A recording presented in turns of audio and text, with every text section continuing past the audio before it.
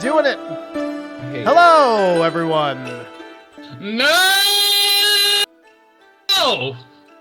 You just screamed so hard you actually cut out the entire mic. Sorry. Which, good for all of you at home. Hi, we're TGS Games. This is our weekly Wednesday stream.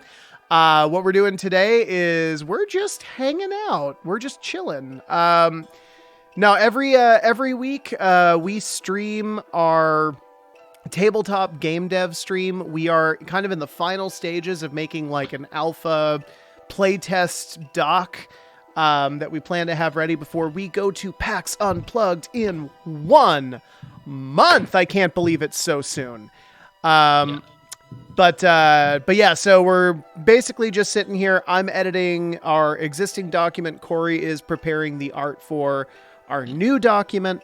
And then, yeah, once we're back from PAX, it's probably going to be playtest. That being said, we just want to welcome you all to the channel. We've been doing this for like a couple of years now. In January, it's going to be 2 years that we've been doing this. I think it's February, right? Is it February? Can't be that. I think so. Please be February. Please. I don't have a calendar. I could check the game creation doc, but nah, you know what? It's not important.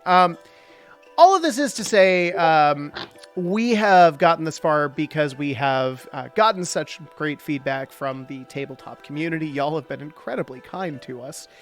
Yeah, we love to hear from you. Also Spite. Spite is definitely a big one. Oh, McNancy, is a mask lifted new? I didn't see it yesterday. I wasn't aware that it had been uploaded. I sent in the application for it yesterday, and I hadn't heard back, so I didn't know if it was going to be up yet. But apparently it is. Yes, A Mask Lifted is the background ballads from, I think, 3 sessions ago, if I'm not mistaken. But yeah, so... yeah, that is now available on our Drive-Thru RPG page. So enjoy that. There should be also another one. Hang on, now I need to go...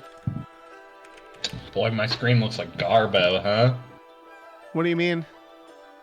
Or is that just... Does it look all, fucking wild and pixelated? Not especially. It may just be because I have your screen blown up a little bit. Maybe, yeah. I could probably fix it here. Hang on 1 second. I just want to check Put me in the right size, please. I just want to check our publish page. Look at us doing stuff. Okay, cool. Yeah, it does look like A Mask Lifted has been approved. And then Into the Sunrise. Okay, cool. Yeah, so Into the Sunrise is available. Let me see if I can get y'all.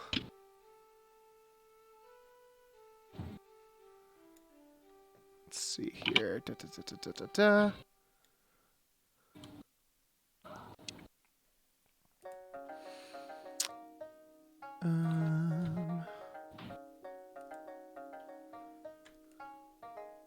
It's impossible to read.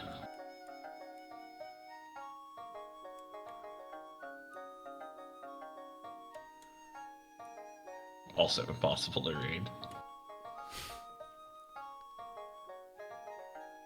Wow, are we really gonna make me totally resize this thing? Okay, sure.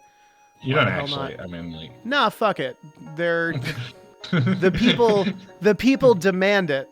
So yeah, no, our 2 new background ballads are Into the Sunrise and A Mask Lifted. These are 2 background ballads that I make on kind of a sub program of this channel called Background Ballads. These are available for free download at Drive-Thru RPG. You can get them totally free. They're fun little audio tools that we make for GMs who want to run their games better. Okay, yeah, let's get to fixing you, my boy. It might just be because how I'm streaming it to you. Well, that's I don't also know. possible. I'm Yeah. going to see if it's something I can fix. Doing courier. Just having fun with text with fonts right now.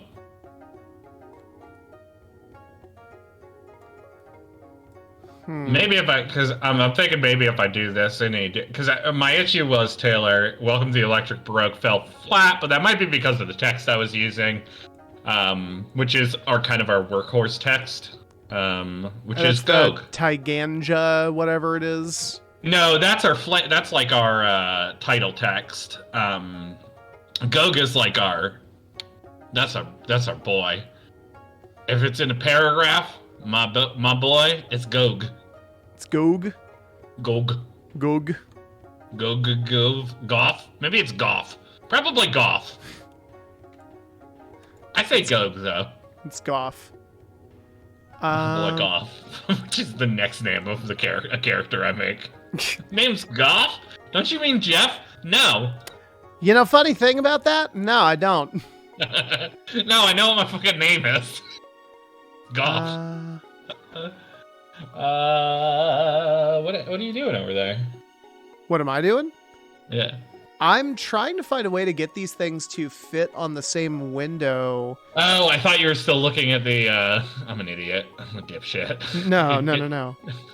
You're not a dipshit. You're a very smart man. Ignore me. Ignore you? Yeah, ignore me. Goff away. Yeah. I think it's just, well, that does look a little bit. I think it's just how it's streaming, my man. Yeah, it's probably just how it's streaming. Okay, cool. Let's see. Look how punk rock we are. Look at the production quality that you get on this fucking channel. Yeah, how in the hell did I could switch to, so my issue was, Taylor, was that when I was streaming on OBS the other day, yeah, when I did a display stream, a window stream, for some reason it would show Affinity, but it wouldn't show the project I was working on. Okay, and it was a display screen, like it was your window? Yeah, no, like I was showing a window, so I had to do a display stream of like my actual like monitor in order to make it work. Okay. Which is what I'm doing here, because I figured the same thing would probably happen. And that's probably why it looks like Garbo. That is probably why it looks like Garbo, yeah. Like, without knowing for sure. That being said. Yeah. Whatever is clever. I'm just going to go ahead and do Google Home and siphon all of the Wi-Fi to me. There you go. Siphon, this is mine, actually. Modern problems require modern solutions. I say as I rob the Taco Bell next door. Taco Bell would be, I don't know. I feel like they're so deep in the paint with wild shit. They might like rob me back. KFC too. I feel like I'll never like.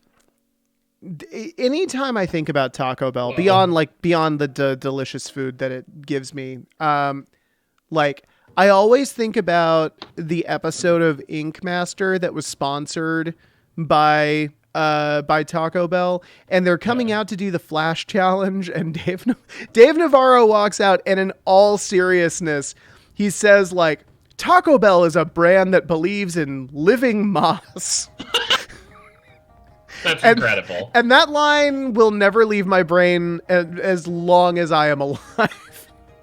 I do need you to like switch our positions on the channel though, just so it's not stretched out like that. Oh, okay. Yeah, sorry.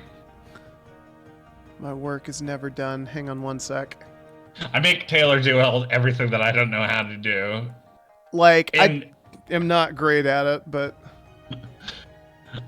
by make him do it, I mean I try to do it so frustratingly poorly. Oh my god. Yeah, it's a real Calvin and Hobbes work ethic here. Yeah. Like, just do it bad enough that no one will ever ask you to do it again. Okay. That's probably gonna look like shit squished, but whatever. It's gonna look like shit anyways. Okay, cool. That's fine. So, let's talk this sticker.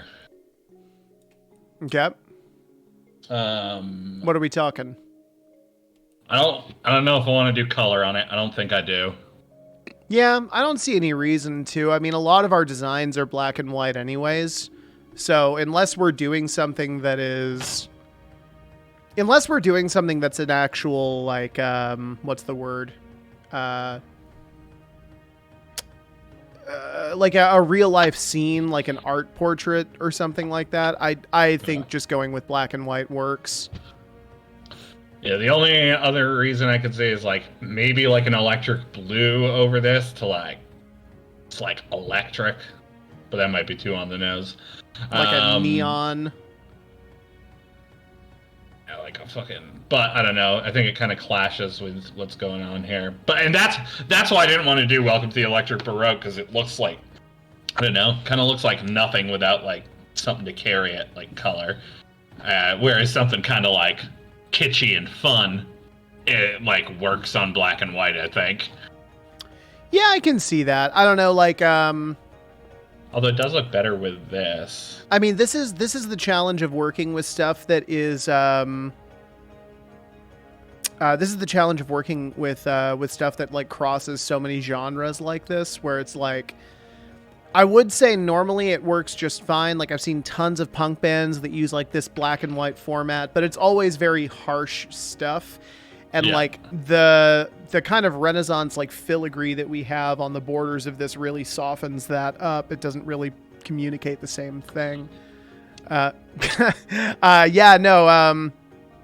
think we need to just change the tagline: Vault Peddlers 2 Electric Barokaloo. That's good. I'll do it right now. Yeah, do it. Do it, you coward. I do final edits on this bad boy. I can do whatever the fuck I want. Absolutely. I know. And part of me thinks that, like, if we're gonna do that, like, maybe we could use a font that, like, sells that, like... but they all kind of look like shit. all the scratchy ones. That's fucking illegible. Yeah. I don't give a shit about that. Everybody hold your breath. I'm moving a ton of text. Whoa. Bold man. Oh, God. That looks like, hey, look, in this one, we're the Sex Pistols. Oh, no, we're a shitty boy band. They got some decent songs. Boo. No. They do. No, they don't. They 100% have some decent songs. No, they're influential, not to be confused with good. No, but they do have some songs that are, I don't know, they're hits. I think they're fine songs. They're hits. There's lots of hits that are bad. That doesn't mean No, but anything. I'm saying that they are good songs, is what I'm saying. I'm no Sex Pistols fan, but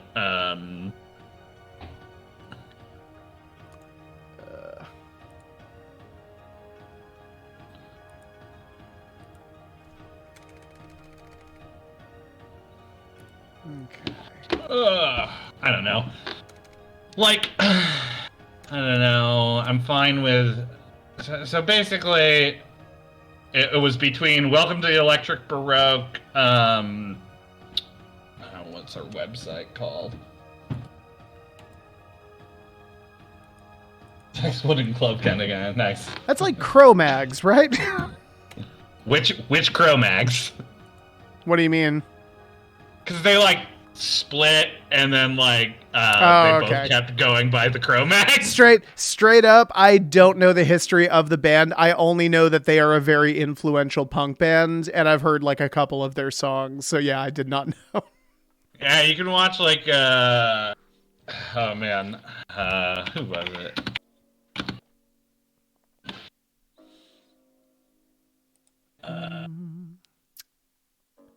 Yeah, so Harley Flanagan is, oh man, did he actually win? Harley Flanagan kind of sucks. He's the one who like he kept doing it, and then half the band was like, no thanks.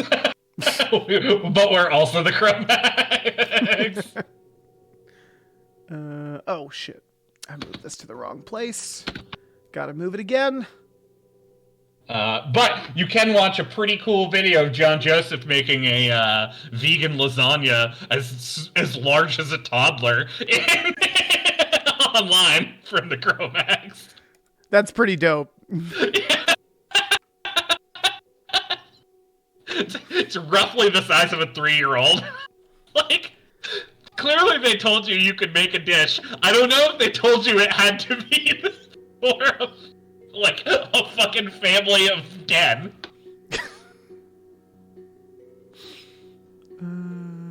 Alright, let's talk here. Welcome to the Electric Baroque was one of the options. The other option was Treasure Hunters of Misfortune, which is something that's on our website that I think's fun. Which one of them's more of a narrative introduction to the game. One of them's like kitschy and fun, right? TGSgames.com. The other one I thought was El Dragoon! There he is. There's my man. And the other one I was thinking of was Mercenary, Profiteer, Contracted Raider. Just short bursts like that. Which I also think's kind of sells bad people. You are bad people. Yeah, what was the tagline? A game about mercantilism, something, and bad people? Mercantilism, wit, and bad people. Yeah, does that work for a sticker, though? To say that it's for a game? Is it too self-aware for a sticker? Oh, I see what you're saying. Yeah. The whole post collapse thing, El Dragoon. So that is, that's it's like an elevator pitch, I guess. Could we do a game or no? Because that's also self-referential. It's the same kind of thing. A game about community in the post collapse. We do Welcome to the post collapse. Welcome to the post collapse is possible. Vault Peddlers. It's a game. Yeah, everybody in the chat, type in your best suggestion for what we should put on our stickers. We could do oh Jesus, why did I click that? Oh, look at that. Look at that shit. You like that? Bordering on black metal. Love it. Vault Peddlers, fuck you. Absolutely yes. Also good.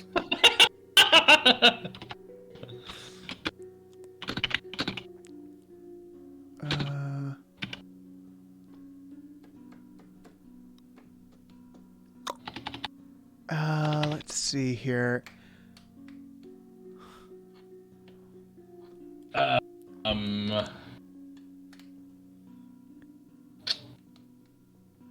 Maybe I don't know, Vault Peddlers. Eba calls. Will you answer? Fuck you.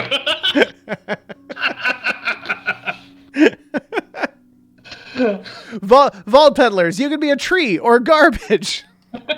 Love that one. Very good.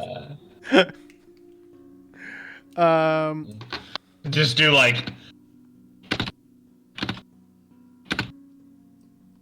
Rust Punk nightmare. Vault Peddlers, hell yeah. I'm actually not opposed to that. That's actually very good. It's pretty good. That's pretty good. Hell yeah.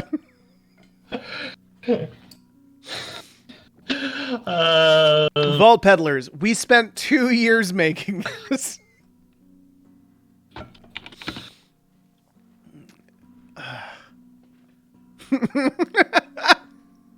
Hold on. I was gonna say, this is in the Borat voice, isn't it? Thank you for confirming that for me. My wife. Can we write that into the rules of our game that you have to read it written in Borat voice? Yeah, no, I'll put a bit in the intro that any of the flavor boxes, the narrative boxes, need to be read in the Borat voice. Yeah, definitely. So what I had was we're here to kick ass in better society, and society collapsed. It's very good. get paid is also pretty good. Elstragoon, you made hell yeah emojis? Absolutely yes. Those might exist. He said he made them. Oh, you made them? He said, I made those today.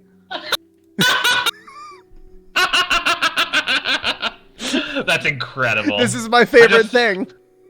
I just assumed Taylor didn't read because I didn't.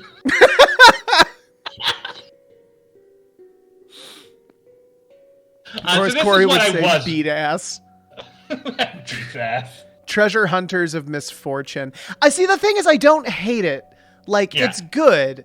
I just, like, I don't know. It just doesn't hit me the same way as, like, Welcome to the Electric Baroque. Electric Baroque is, like, such a cool combination of words that, I don't know, like... I mean, does that do anything for you right there? Oh my God. McNancy, where are you getting these? God is dead and we're not above robbing the grave? That's so good. Holy shit. I mean, that's very good. It is essentially what our game is about.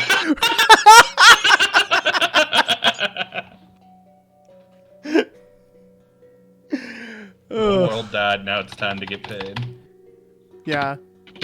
What's the Pat the Bunny lyric? It's like, God isn't dead, but I'll get that fucker someday. The world died, now it's time to get paid.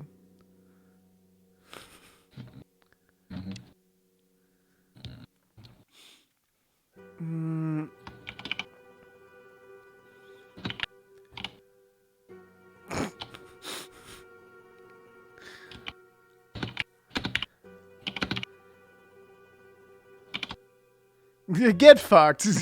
Erase that. Erase that now. You monster. Vault Peddlers. Petty coin rules everything around me. I could just do like, The sloppy seconds of the apocalypse. It's disgusting. I hate everything about that one. Thank you. Oh, that hurt me. I have to go lay down.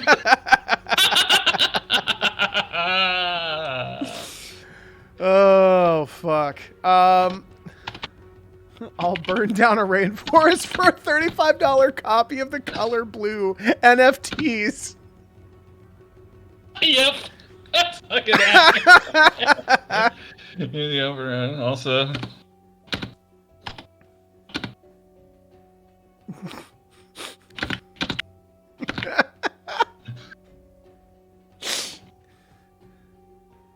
Yeah, it's good.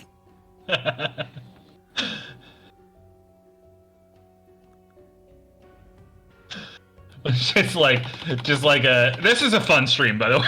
Yeah, I was about to say. Fuck. Vault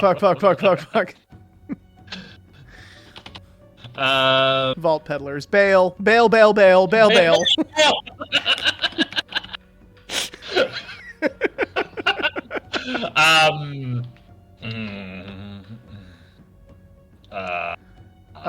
Let's see. I don't know. No. A Journey After the End is actually pretty good. I like that.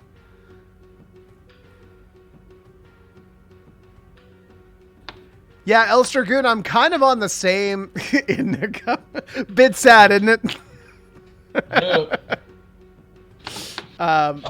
Yeah, I like McNancy's a lot. God, what is it? Hold on. God is dead, but we're not above robbing the grave.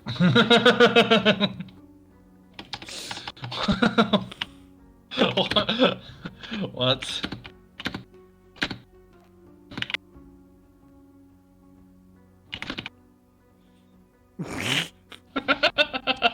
It's a victimless crime.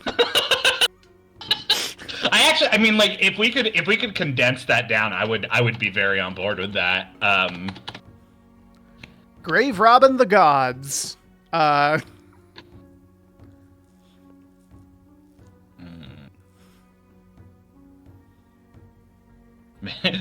I just like grave robbing, not above it.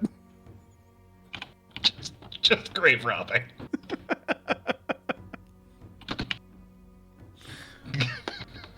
Grave robbing, good. Good. We love that.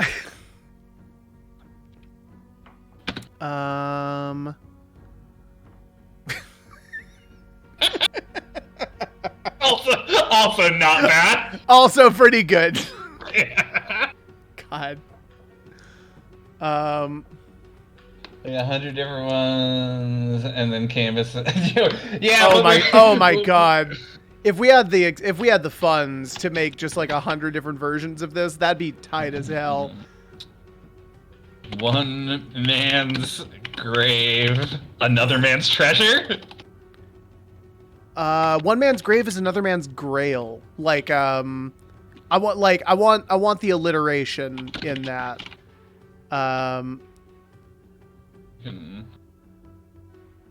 Like one man's grave is another man's goods. Another man's.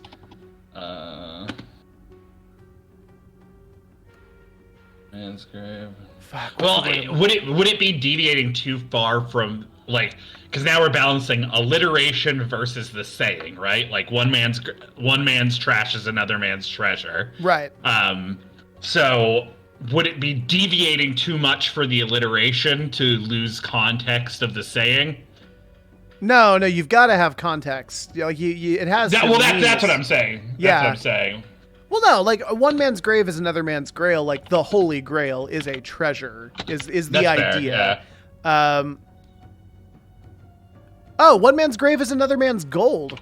We're idiots. That's very good. Elstragoon, as always, coming to the rescue. Thank you.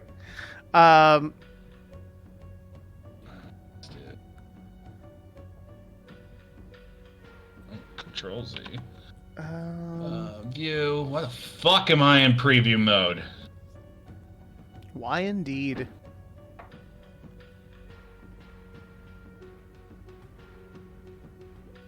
One man's grave, another man's gold. Should they be like...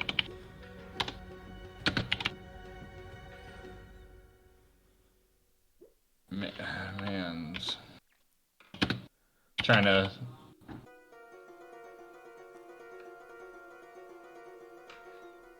Okay. Trying to see how much we should capitalize on this bad boy.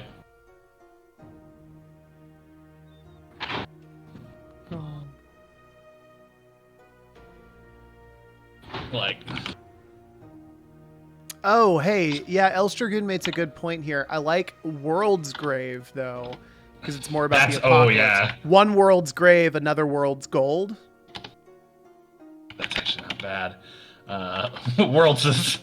One world's is gold. It also gets us not saying man as the... Yeah, I also like getting away from that, too. Finders, keepers, losers should have brought more thermite with them. That's a t-shirt. That's very good. That's a t-shirt. One world's grave, another world's gold. Am I using those apostrophes right? I believe. Yeah, because it's possessive. Yeah. Yeah, no, so that's right. Somebody with an English degree correct us. Oh, I just dropped out. You're asking the question, so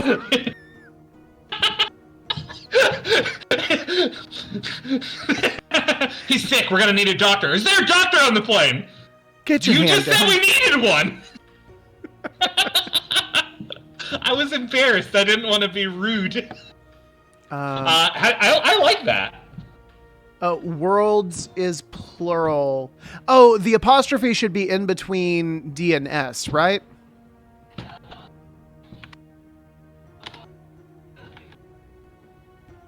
Like that? I believe? I don't know. Look it up. I'm pretty sure. Yeah, Google. hang on. Google so we don't look like fucking idiots with our sticker. One world's trash. Correct me. Yeah, it is in between the D and the S. Okay. Okay. Okay. I don't know. How do you like that? Let's go into preview mode. I like it, actually. I think it's cool. Okay. One world's grave, another world's gold. All right. Yeah. No, that's tight as hell. That being said, keep giving suggestions because this is very fun for me. Yeah, this is super good. I'm enjoying this a lot.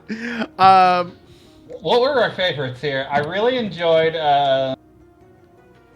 not the cursed thing that Elstragoon said, because that Absolutely not. Oh, actually, that's not one world's grave, the next world's gold. That works. No, I still like the longer version of God is dead, we're not above robbing the grave. That is also a t-shirt, 1000%. How's that? Do we like that better? One world's grave, the next world's gold. I feel like another kind of I think that this is more correct, but I think another kind of fits like another man's treasure, right? Right. I mean that's the play on words that we're going with. Yeah, I think I like another better. Yeah. Okay, cool. Yeah. No, get away from me. Stop trying to make me handwrite text. Do it. Do it, you coward. I am. I'm scared. It's hard.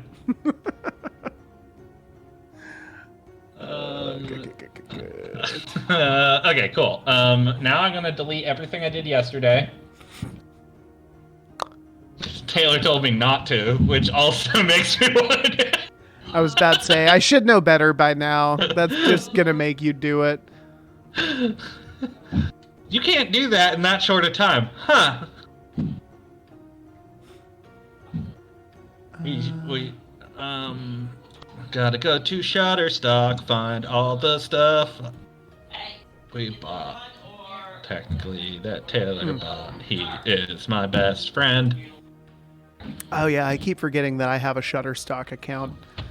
I use it frequently for this project. I'm very happy you do, because I fucking don't.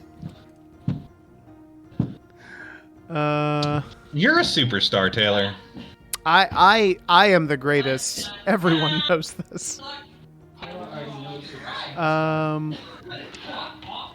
Vault Peddlers, careful, it might explode. Accurate. That's also very good. That's also pretty good.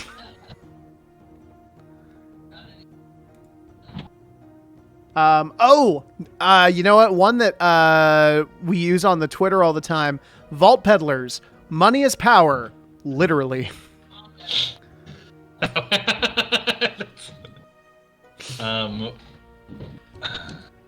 Did the sound go away? Elstragoon, I am showing the sound as being on my end, so if it does go off, then definitely let me know. That's wrong. There's two. Ooh, McNancy, going dark. The world burns. Everything goes to hell. Yeah, I mean, I literally almost chose. The burning. Boy, the periphery burns. The periphery burns. It's yeah, cool. which is yeah. It doesn't describe anything about the game, but it's a very cool combination of words. Well, it's on our website. That's right. It is. Money is power. Literally, is pretty good. It's a very good tagline. Like, props to Drew, who handles our social media, for coming up with that, because he did not get that from either of us. Yeah, fuck. Now I kind of want to use that. Okay. I don't know. I actually like. I have something for you. Yeah. What about instead of Sid and Nancy, Squid and Nancy? No. What? Get out of here. Who let you in? Wait, guys, one thing, just seriously this time. Gross. No, because it's a squid. Noggin dude, you're welcome. I am here to speak on behalf of the people and communicate the truth that the Sex Pistols are bad. And if you like them, your music taste is bad. Well, I mean, my That's music taste is bad. that's over the line. But the first point, they are bad. They're not a good band. Taste is bad. I'm pretty comfortable with that fact. I have 2 G.G. Allen patches. Vault Peddlers, screaming baby volcanoes, but not what you're thinking. It's very good. What are you thinking, though? You're right? What? This isn't what you think. What do you think I'm thinking right now?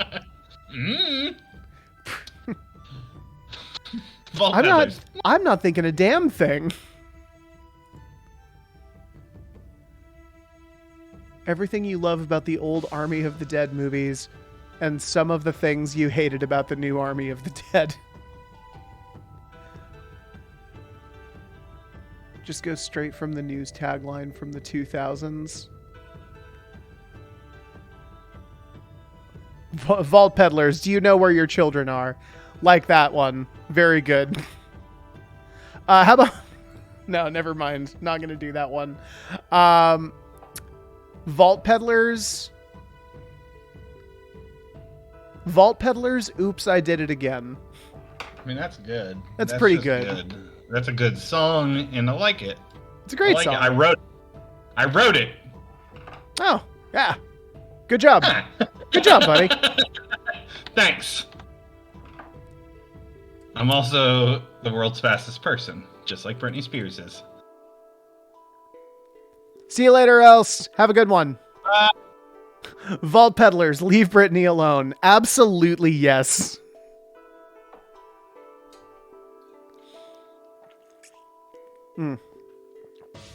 Washes out, it's fading young, and all I have is something, nothing to do. Sorry, I'm singing.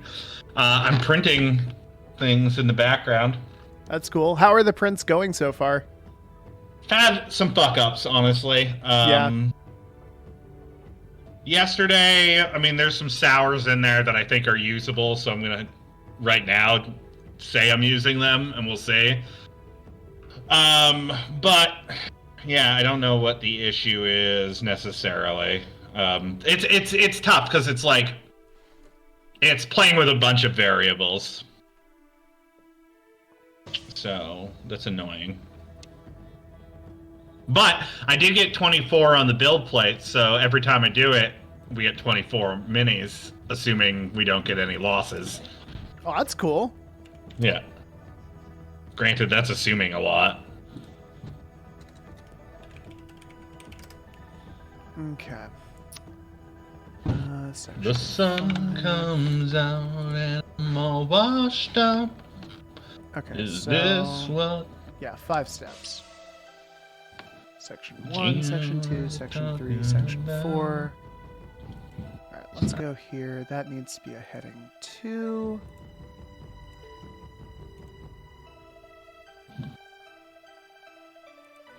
And this needs to be a heading 3.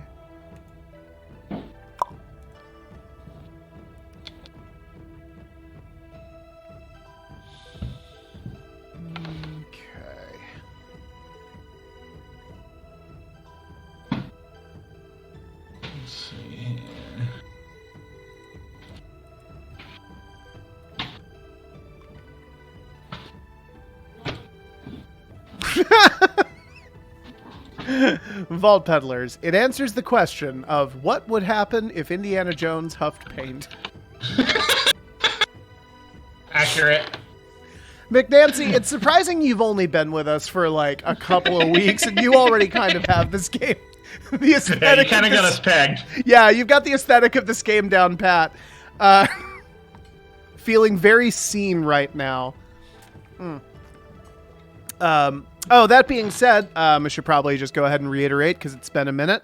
Hi, if you're just now tuning in to our stream, we are both halves of TGS Games. This here is our weekly Wednesday stream where we do game dev, Right now you can see Corey doing a whole bunch of design work, and I'm tweaking the written materials of our existing 1E doc. Or that's what I should be doing, but I'm not. We fun. We are having fun. We're making little fun taglines for our game Vault Peddlers, which is a game about community in the post collapse. It's a game about the Electric Baroque. It's a game about God being dead, but us not above being robbing his grave. It's the answer to the question of what if Indiana Jones huffed paint. It's a testament to the distinct vision of the project. Thank you so much. We do appreciate it. It is one that we have worked on for 2 years, or close to 2 years now. We are just in the process of getting this initial document finalized. It's going to be an initial playtest doc, and we are taking it to PAX Unplugged in Philadelphia next month, 1 month from now. We're very excited about it.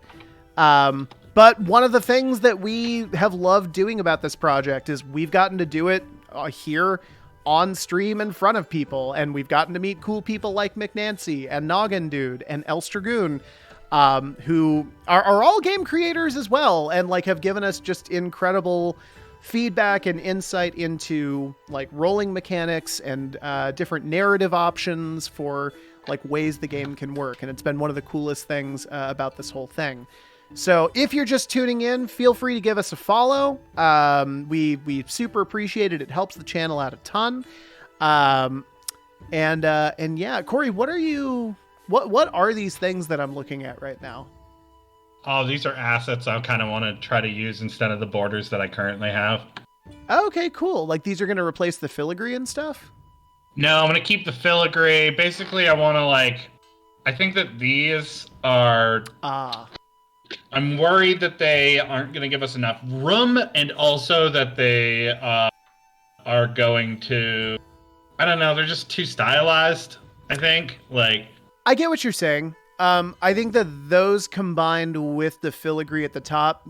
a lot. It removes a lot of the sci-fi aspect of Vault Peddlers. Yeah. Yeah. I was thinking of doing something like... taking that. Whoa. Hold on. I know. It's wild. Copy. Let's take a look at Control V. Oh, Control Z. Probably gonna want to get everything, huh? Control Z. Control V. And then we're gonna take this and we're gonna flip that 90. Move him. McNancy just batting 1,000 today. Vault Peddlers, murder hobos with a business plan. This plan is also very good. Really good. Shit. Oh my god, McNancy, goddamn. Do you want a job? We can't pay you anything. We don't make any money. But you'd be replacing us. Yeah. Do you want our job? Is what I'm saying. This is actually like a genie's curse. Like we have to convince somebody else to become the RPG maker streamer people, and then we're finally free. We'll never be free. No. This curse is eternal. It will haunt us forever. This curse may be eternal, but I don't know, something about my ass or whatever. Words from a poet. I've written a poem. I entirely believe that you have. Wasn't good. I actually covered one of your poems one time. That's not a poem, that was a song. What is a song but a poem set to melody? That one was definitely not a poem. It was about G.G. Allen. Yeah, I know. It counts as a poem, though. It feels like that one shouldn't have been a poem. The fun thing about my songs is that all of the imagery is gross.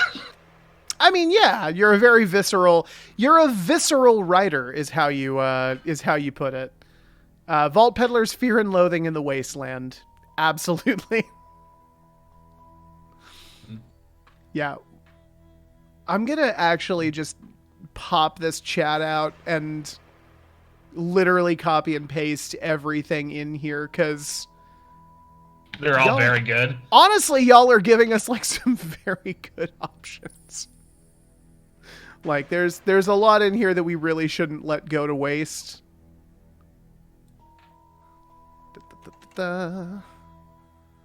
Just gonna make a little notepad. Little notepad note. Don't mind me.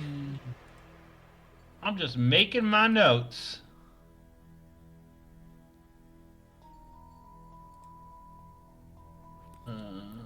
Control Z. Just doing some stuff with my good friends. God. God's really That's why really into smooth jazz. I'm no longer allowed to be at the church because I keep calling God my best friend. Which my personal best friend. Like not yours, mine. This is for my personal best friend, God.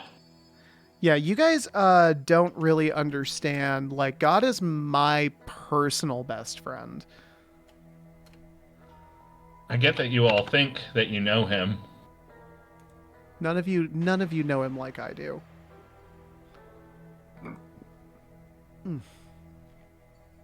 I was going to ask, like, I wonder what would happen if you did that. But, like, I already know that the answer to that question is you start a cult. And yeah. That's how that goes. That is what the description was, huh? I was like, oh yeah, that's right. That's like, it's a whole thing that already does and has happened and does happen all the time. Did you guys know, do you like herbal tea? I'm sorry, what? Do you like herbal tea? Yeah, sure. Herbal tea's good. Probably got some in the house, right? Maybe. Yeah, I think so. Probably sleepy time tea. Sleepy time tea is pretty good, right? I'm sure you've probably got some sleepy time tea. Yeah, the celestial seasonings, right? Probably, yeah. Do you know that was started in the 60s by a eugenics cult? I knew it was going somewhere. and like was owned by that guy and his eugenics cult like into the 2000s. Cool. Great. Fucking, I swear to God, the internet has ruined literally everything. Do you like tea? I don't want to. Not anymore. What are you gonna tell me, man? It's just good and fun for you. Yeah, no, I was not aware of the origin of sleepy time tea. That is incredibly fucked up, though. Yeah. Yeah, that's bad. Yeah. Well, they don't own it anymore. Oh, it's good. Now it's just a regular old corporation. Vault Peddlers. Everyone is gone, but their stuff isn't. That's incredible. That's really good. Fuck, man. Man, you guys understand their game better than we do. The last, like, 5 have been McNancy. It's literally just McNancy standing at the plate with a giant bat. Jesus. Okay. Gonna just add that to the doc. So this is kind of like, so if we can do something like this for the frame and then do like, because I was also worried about like how I had those frames. They're really tight. We're not going to be able to fit as much text in them. And also it's like, there's not a lot of room for like sidebars and stuff. Yeah. So, So wait, I'm sorry. So what am I looking at right now? Is this like what 2 pages would look like? Like yeah, if two the book pages was next opened? to each other, one with a like section header. I wonder if I can get the view guide up. Yeah. Show grid. Also, can you zoom in on that ever so slightly? It is very small in this window. There we go. Thank you. And I would do like Control C, Control V. So there we got like.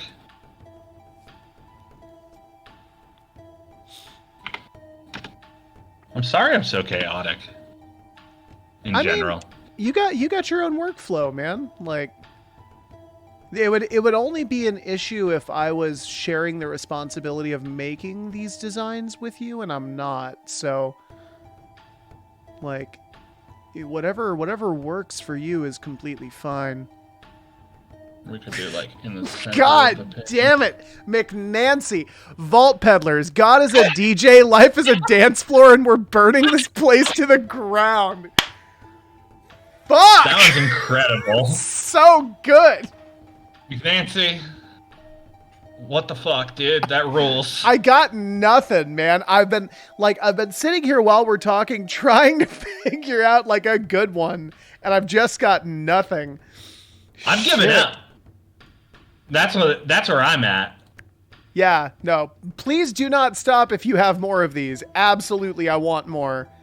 So this would be like, this footer would be like where we would do the like document title. That way you don't have to print like the first page. I'm thinking of using like some of these cast in black or something with like just a white background under them, like plain white. Right. Which should flow really nicely into this. Yeah, I definitely think so. Because when you zoom in on these are all like, it looks like blueprint schematics. Yes, they are. Okay, cool.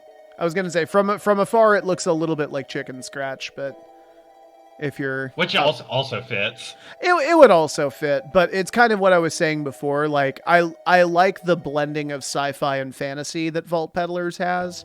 Yeah. And so yeah, I like the idea of the blueprint schematics.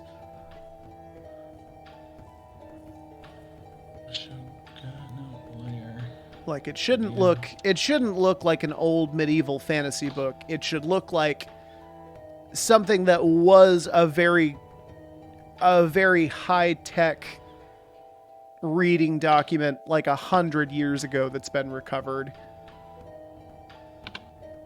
Yeah, 100%. I totally agree with that. Yeah. 2 inches down, we will do 0.5. Well, that's probably too much. 0.25. Oh, other way. Yeah, probably that. And we can... Yeah, something like... Okay, so this would be like where our text... God damn it!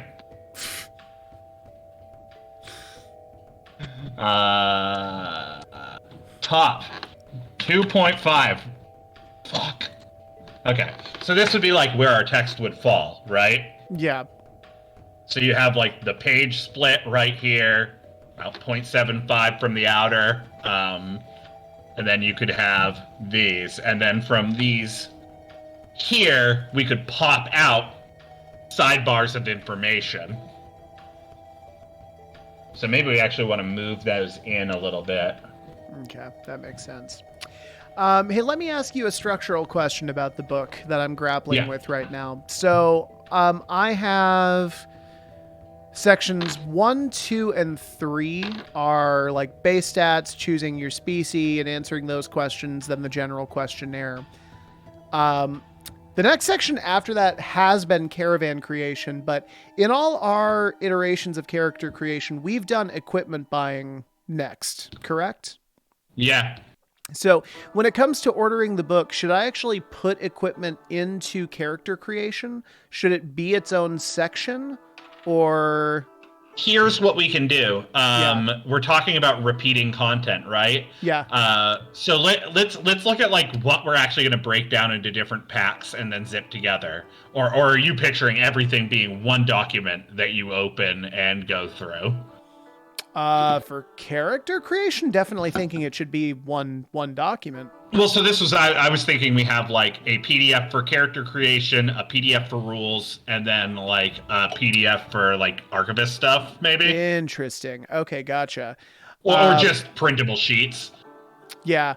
Okay, yeah, if that's the case, I was definitely thinking that all of character creation would be in one thing. I would like for them to be able to just use a single doc for that. Yeah, then I mean, I would put it right after character creation, and then we could probably even throw it into the rules stuff. But actually, if we want to keep the rules the way they are, because we're going for like, these should be like quick rules that you can go over and play, right? Yeah, correct.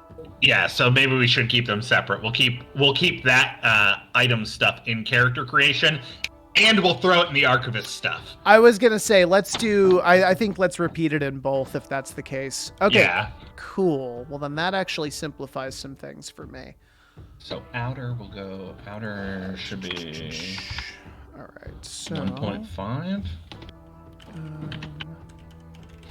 That's what we're looking for.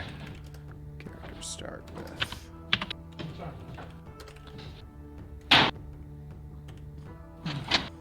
0.5. There we go. That's probably closer to what we want.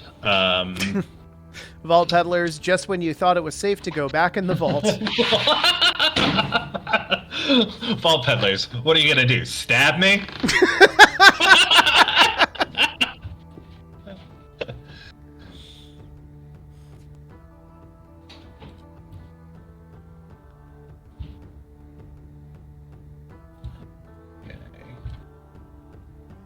Something like that. Like, I think that is like a decent little layout,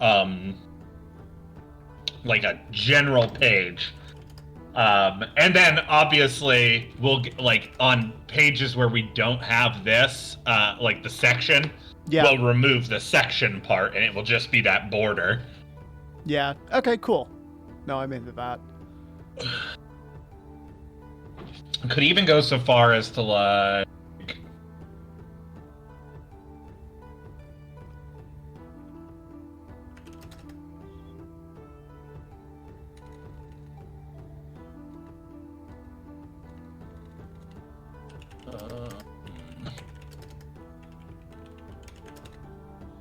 if I could just cut this in half.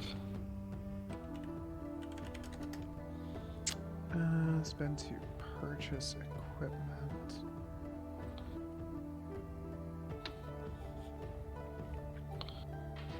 View preview mode. Oh, Control Z.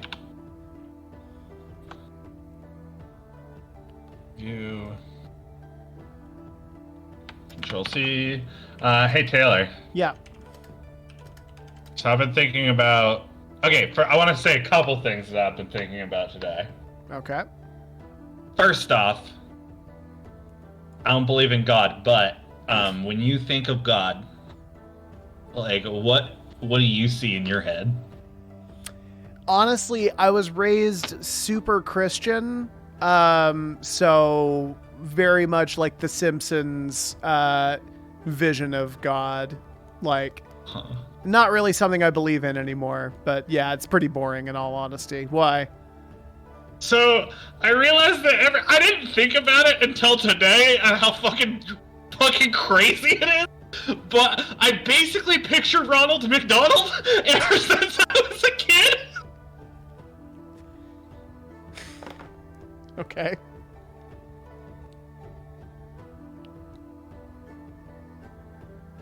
Is that bad?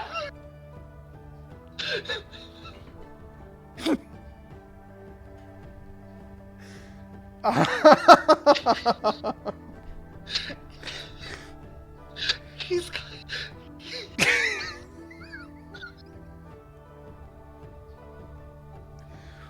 Have you ever had an experience where somebody's told you something and your immediate first thought is just like, oh wow, I could never be a therapist because I can't keep a poker face through this shit at all.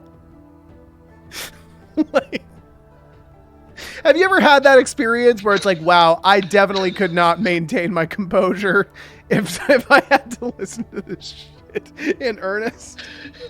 I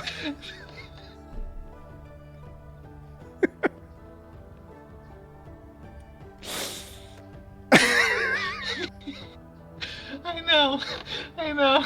So you can't leave me hanging on this. Explain yourself. Well, it's kind of like off-brand. I'll give it that. Like the colors are more muted, but it's definitely still sort of a McDonald's clone. He's a real fall color Ronald McDonald. Lots of earth tones. It's like if you removed the makeup. If you removed the makeup, but he was... It's like if you removed the makeup, but he was really pale underneath. You keep a lot of the artifice, like a lot of the clown accoutrement. I don't fucking know, dude. This is like... I was thinking about it today, and then I was like, that's probably not normal. That's probably weird, huh? Never thought about it. So... I know. So how does God feel about you eating Burger King right before this stream? I mean, like, bad, but he also knows that I'm not into him. I mean, I guess, yeah. I mean, like, I have a pentagram on my chest. The king would definitely be Satan, right? It's gotta be, right? Oh, yeah. Well, like, you're worshiping an idol that is the king. He's all about wealth. Well, no. So that's actually not it, right? Because the king historically divines their power from the god. Ronald McDonald chose the king to be his worldly representative on the earth. No. We're talking about the agent of chaos. We're talking about the monkey wrench in the gears. My friend, the devil is Arby's. Well, the Arby's doesn't have a... There's no mascot. It is just a sandwich. Yeah. No, Arby's is man, right? Like, nihilist Arby's has taught us that. Arby's is man. Yeah, no, you're absolutely correct. It is. I am completely wrong. I don't know if the Hamburglar would be Satan, because I feel like that's like sin. I think that the Hamburglar represents sin. It's the thing that God sent out onto the earth in order to corrupt man. And it's the constant temptation. Oh, steal this hamburger. It's what's going to make you happy, right? Well, so we have to separate a couple things, right? Like, we have to separate, like, Satan and Lucifer and also the true. devil, right? Like, because they're separate concepts, right? One was born of heaven, and I think that is the Hamburglar. He is of the McDonald's court, and he fell from grace, and now he is tempting with sin. Yeah. So it's Jack in the Box is the devil.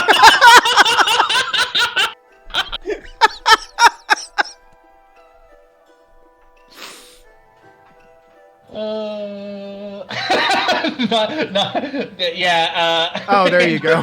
Would be Satan. Okay, it's gotten Okay, so McNancy pictures the Gary Larson version of God, which is very powerful. I saw that. Yeah, that's very good. Yeah. Wow. Yeah, it's like a whole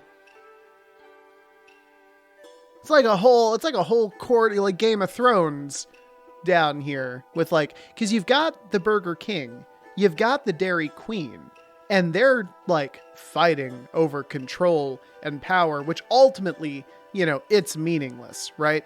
Because really both of them have the hamburger.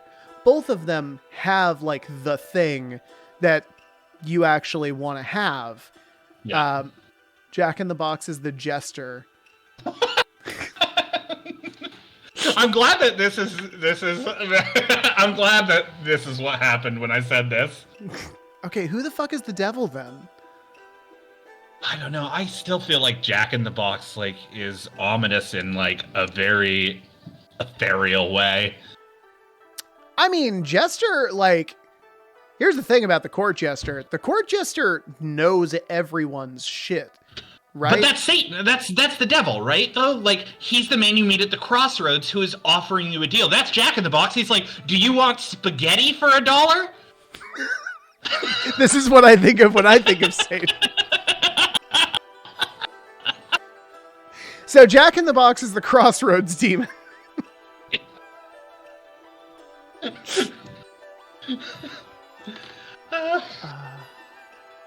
Holy shit, McNancy.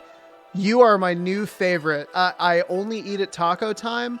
I have been separated from my beloved taco time for some 20 years now, ever since we moved down to Georgia. But they had taco times up in Oregon all the fucking time when I was a kid. And I miss that shit so bad. I miss it every goddamn day of my life. Taco time, by the way, in this metaphor is the promised land. It's the land of milk and honey. Taco time is the shit. So good. Yeah, no, taco time is the absolute best thing that's ever happened to food. I used to get their like veggie burrito all the time. I actually don't know if it's still on the menu or not, or maybe it was gone and then it came back, but that used to be like my favorite thing in the world. Let's see. Rope.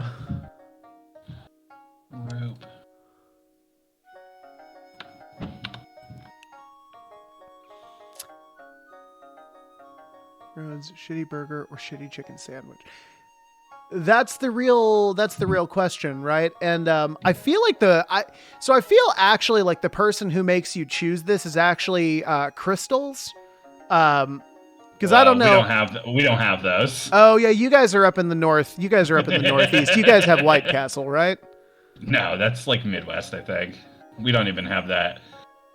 Do you not have any like tiny burger temptations up there or no? No tiny burger temptations, correct. My God. What's that like? I mean, it's all I've ever known. Huh.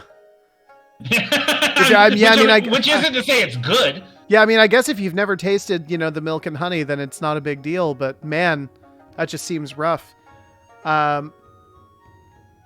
Usually, chicken burger sounds so gross. Yeah, it does. That being said, it's just a chicken patty sandwich. Yeah, we call them chicken sandwiches down here all the time, and I think it's wrong. I take a personal emotional stance on this. One White Castle is nothing in the whole state. I have actually never been to White Castle. I've heard it's good, but I assume it's basically the same as a Crystal, like essentially the same. I don't know. People might get onto me for that. You're saying Crystal the way that the professor, what's that?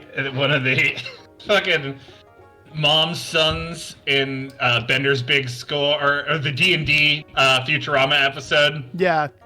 Remember when mom's son is son with the professor and it's like, we both did something. We both eated the crystal.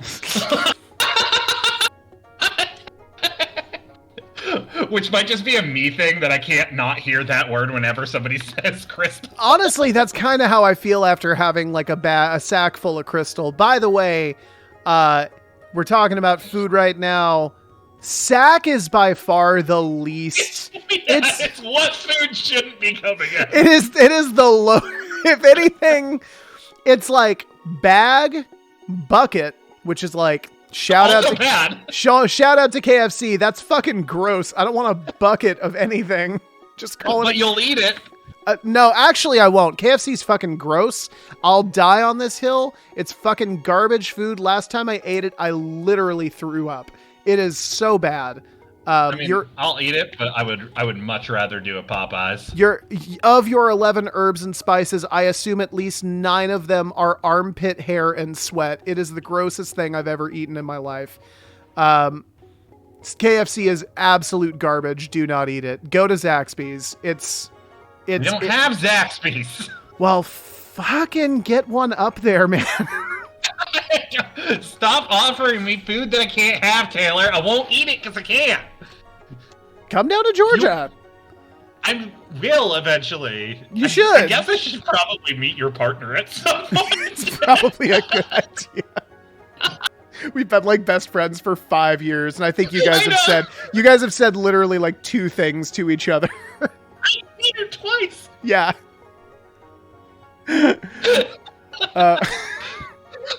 Had a KFC in my town. It was driven out of business by a bar that served fried chicken. Fucking good. KFC is literally the worst place I think I've ever eaten. Next to, and I'm going to just plug another Southern thing specific to Georgia, the Varsity. That shit is the grossest place I've ever been to. It got, the one in Atlanta, I think, shut down, and it was like a huge deal for the people down there because they're like, oh, it's an institution. Oh, you can't lose the Varsity. And I'll never forget when I was like 11 years old. We had just moved down to Georgia. I was a fresh-faced young child, innocent to the fucking world. And we were in Atlanta for like one of the first times. We were going around. We stopped at the Varsity because we heard it was like this place you had to go to. And I had to go take a shit. And I went into the bathroom and my fucking 11-year-old eyes witnessed a horror beyond human comprehension. It was an infinite bathroom lacking doors on the stalls. Who and does that? And some fucking giant dude was like a grown ass man in like his fucking 40s was having the worst shit of his entire life. I walk in, he is in mid shit, and we lock eyes, and I ran. I fucking ran for my life. I'll never go back to the Varsity again. Absolute bottom tier shit. Terrible. Anyways. That's a powerful story. Yeah, no, just had to get that off my chest. I loved it. Out of my way to try is... Yeah, you know, I've heard Shake Shack is good. I've never had... Great. Yeah, I've never had Shake Shack. I've heard good things. Fucking awesome. Although, again, my old chef, he went to were they going to a Red Sox game or something? Anyways, they went to a Shake Shack. They're in Boston. Went to a Shake Shack, and he was there with our cook Trevor, Trevor, I love you. You fucking suck.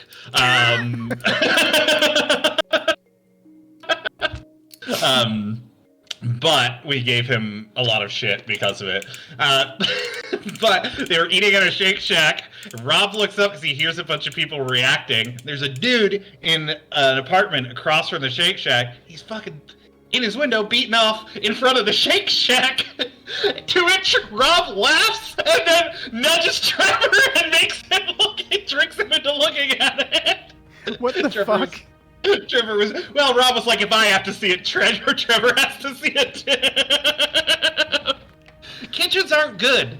Yeah, kitchens seem very bad. Like, I thought that like call centers were bad, and they are, but apparently in a very different way. Yeah, no, we have several, not several, but we have like 5 guys down here, and I don't know, if I just got paid or something, I'll go to a 5 guys, but honestly, I'm not spending like $30 goddamn on a single hamburger. That shit is ridiculous. It is expensive. It's unbelievable.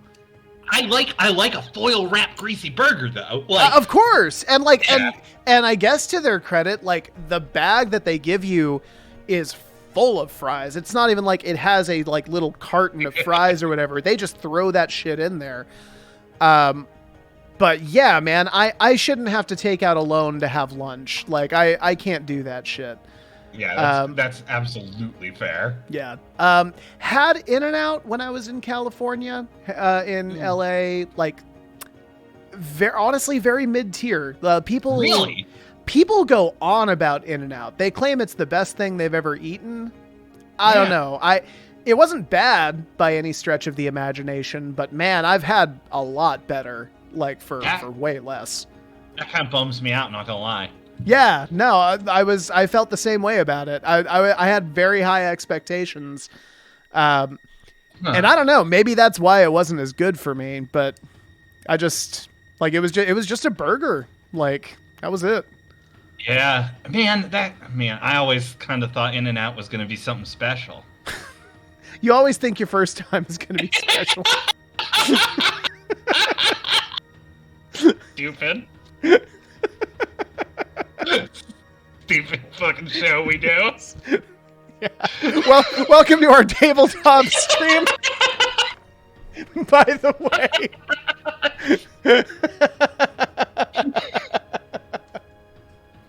We talk about tabletop games on here once every 6 months.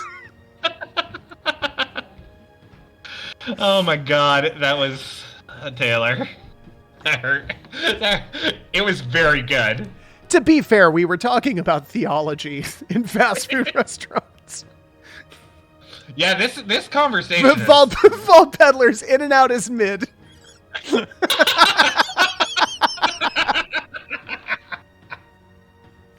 Fucking full circle. Bring it around town.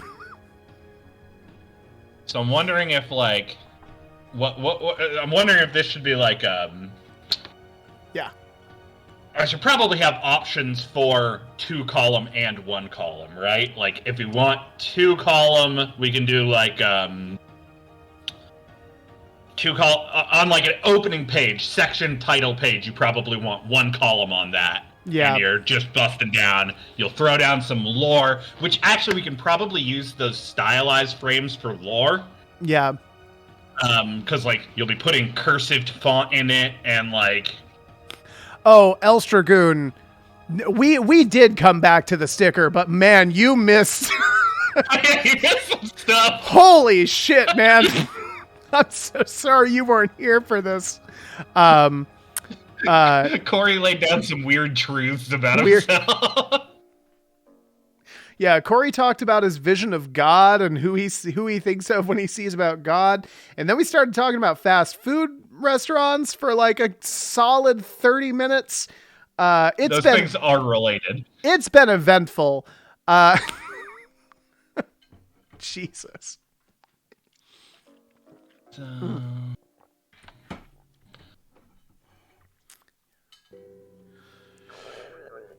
What the fuck? Okay. Okay. I was also, I wanted to talk to you about, I'm going to be running, I think, in the future, Victoriana. Yeah, you've told me about this. And I've been trying to think of, like, names for the campaign. Okay. I mean, the name. What kind of themes are you working with, do you think? Well, so like these are the two that I kind of want to do something pulpy.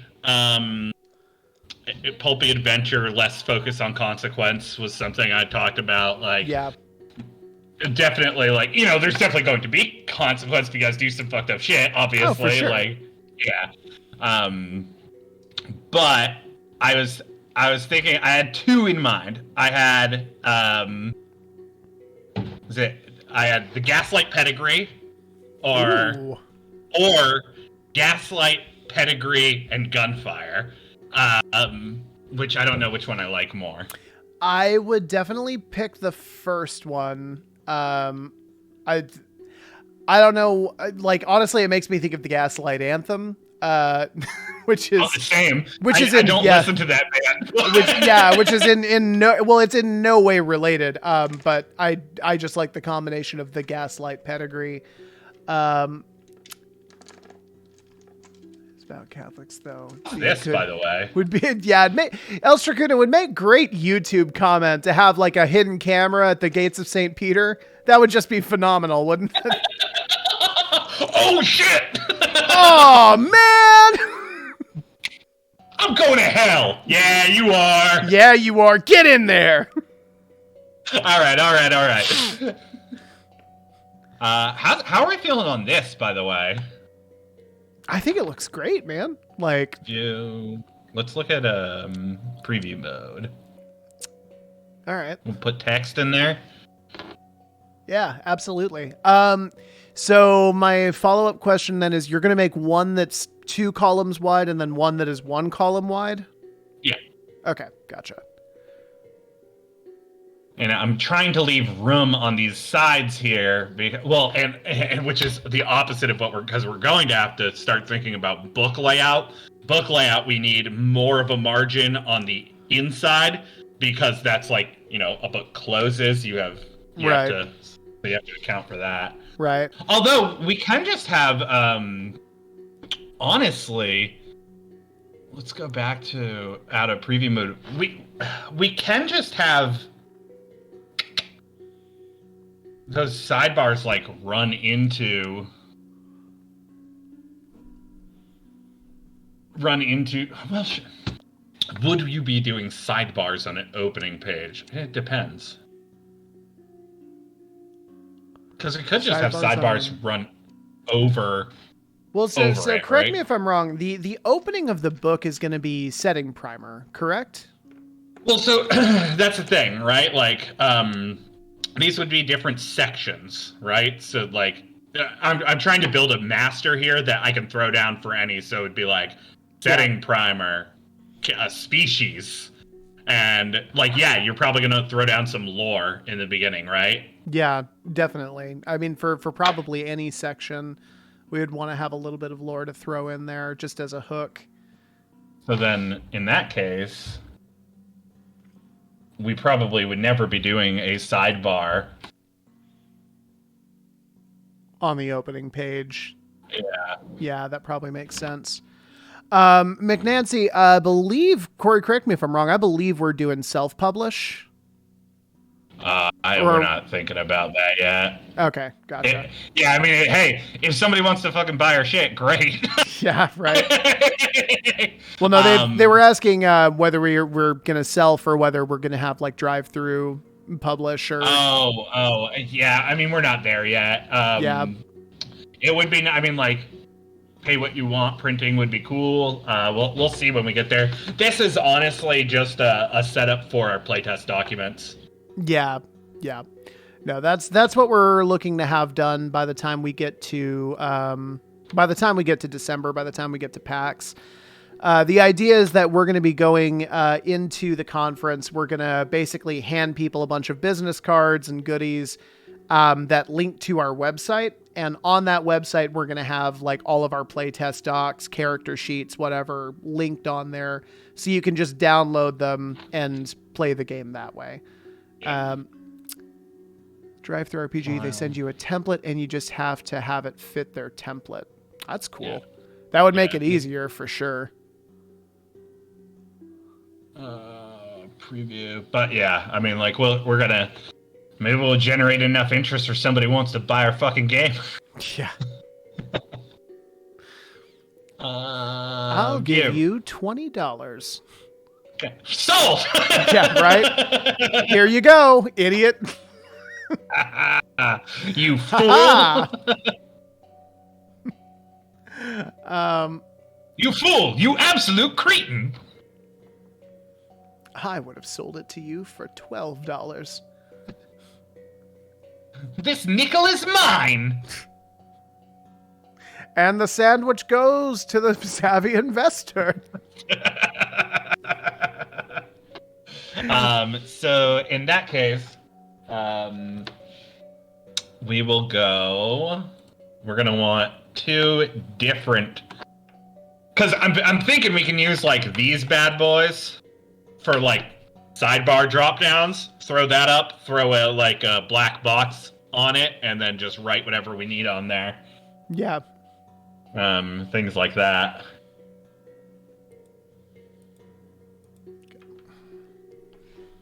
Also do something like I'm feeling it right now, dude. Yeah, I need to get actually into gear on my end. Well, we've been having fun conversations. Yeah.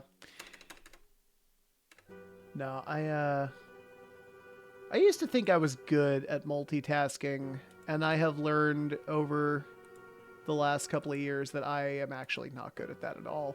and that I actually just was forced to do it for a very long time, and I got to the point where I could, and I mistook that for being good at it.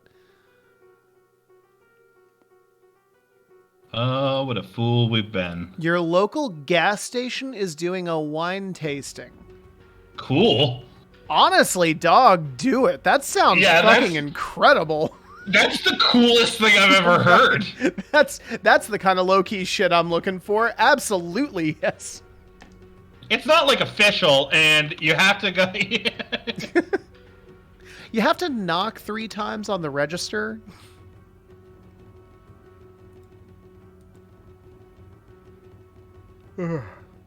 Our gas station is a speakeasy is a good folk punk song for you, Taylor. That's a pretty good one, actually, yeah. Yeah. I was in a folk punk band. Hell yeah, you were. It's how we met. Unlike Taylor, my folk punk band wasn't very good. You guys were good. Yeah. we were drunk, which is half of it. That is the majority of playing folk punk. I have to try and do that shit sober. That's rough. Yeah, you hate to see it. Yeah. I'll get a janky self-made play test. Oh, hang on one second. Strangest thing ever seen advertised. God damn it, you bot deleting your link. No links because scary. McNancy is trying to introduce a link, but I think that the... Oh. McNancy, if you want to share Join a our link... Discord. Yeah. We don't know how to turn it off. I was about to say, our Discord would probably be the place to do that. So definitely check out our Discord, and we'll be happy to check that out. It's kind of like a local gas station that's running a wine tasting in there, though, to be honest.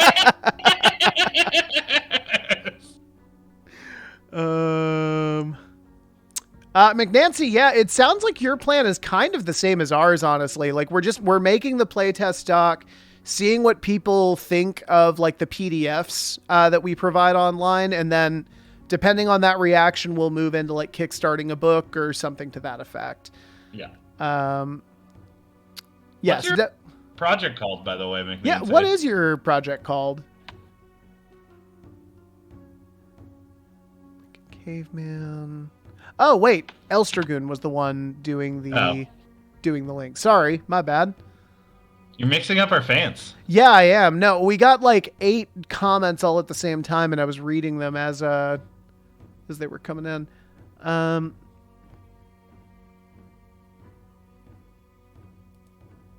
Yeah. Okay, cool. Sorry, y'all. I'm caught up. Not me. Not me. I haven't read it.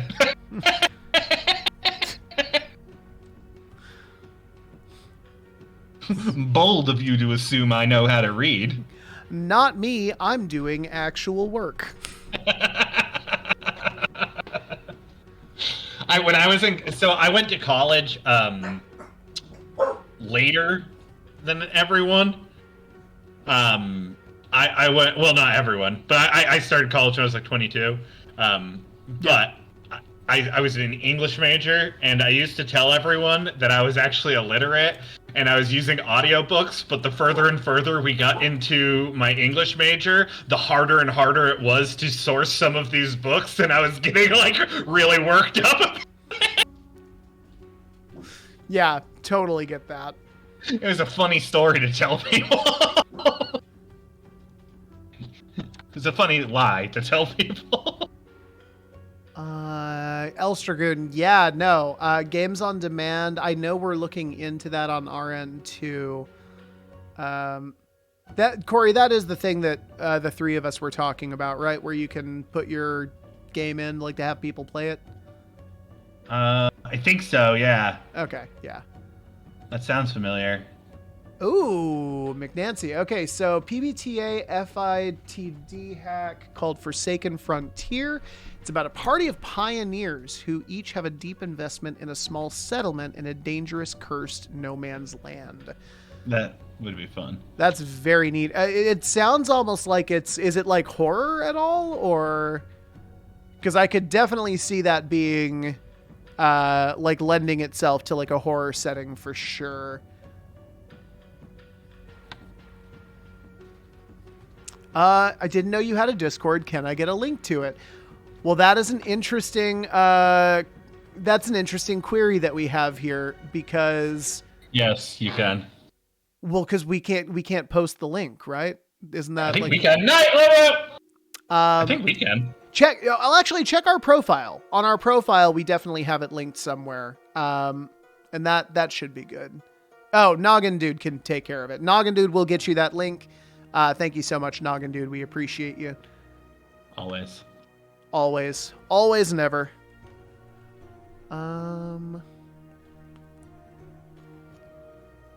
Give me. So if they do not wish to purchase imbued weapons, Group. they can simply. Good lord. Copy. What equipment they have.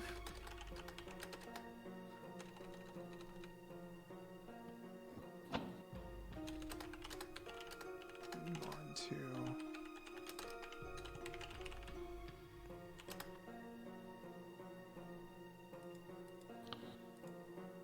Okay, and I think we're actually just going to move that up here. Nice. This is starting to look cool.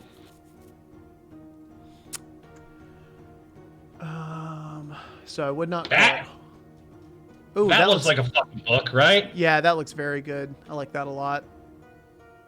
Okay, I wouldn't call it horror because it's not set up to foster the tone of horror, but you have elements of horror. Okay. Yeah, well, I was going to say because you're out in the unknown by definition if it's like a little frontier settlement. So like you're dealing by definition with unknown Well, I think what things. it is you're dealing with is you're like they both utilize stress, right? Like Yeah. horror utilizes stress mechanics, survival utilizes stress mechanics. Yeah, definitely. Cousins, not twins. Yeah.